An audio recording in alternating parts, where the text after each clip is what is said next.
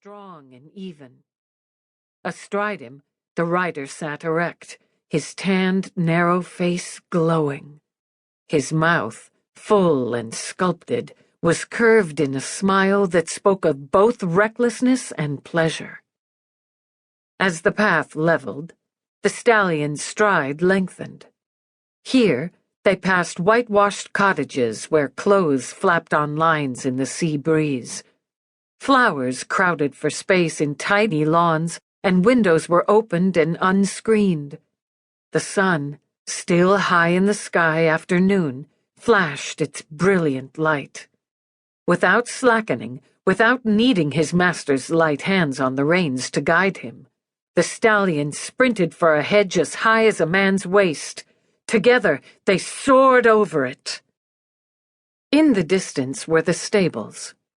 As there were danger and deadly attraction in the cliffs behind, so were there peace and order to the scene ahead. Red and white, and tidy as the lawns surrounding them, the buildings added another touch of charm to a landscape of cliffs and greenery. Fences crisscrossed to form paddocks where horses were being exercised with far less drama than Dracula. One of the grooms stopped circling a young mare on a lead when he heard the stallion's approach. Crazy as a loon, he thought, but not without grudging respect.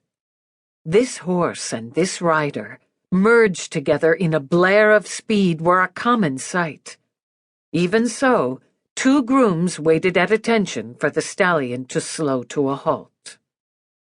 "Your Highness." His Highness, Prince Bennett of Cordina, slid off Dracula's back with a laugh that echoed the recklessness. "I'll cool him down, Pippet." The old groom with the slight limp stepped forward. His weathered face was passive, but he passed his gaze over both prince and stallion, checking for any sign of harm. "Your pardon, sir, but a message came down from the palace while you were out. Prince Armand wishes to see you." Not without regret, Bennett handed the reins to the waiting groom. Part of the pleasure of the ride was the hour he normally spent walking and brushing down the stallion. If his father had sent for him, he had no choice but to forego pleasure for duty. "Walk him thoroughly, Pippet. We've had a long run." "Yes, sir," said the groom, who'd spent 3/4 of his life with horses. Among his duties had been seating Bennett on his first pony. At 60, with one leg game from a fall, Pippet remembered the energy of youth, and the passion. He patted Dracula's neck and found it damp.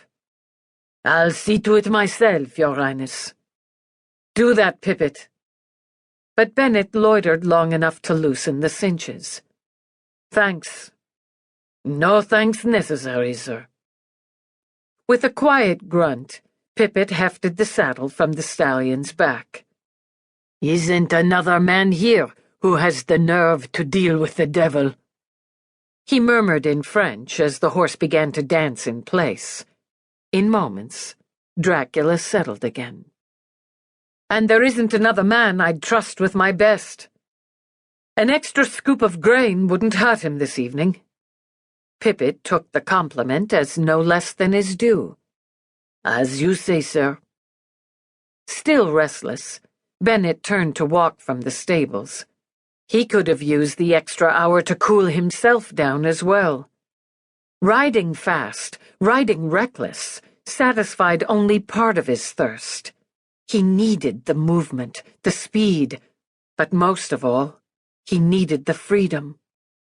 For nearly 3 months, he'd been tied firmly to the palace and protocol, the pomp and procedure. As second in line to Cordina's throne, his duties were sometimes less public than his brother Alexander's, but rarely less arduous. Duties, obligations, had been a part of his life since birth, and were normally taken as a matter of course. Bennett couldn't explain to himself, much less anyone else, why sometime during the past year he'd begun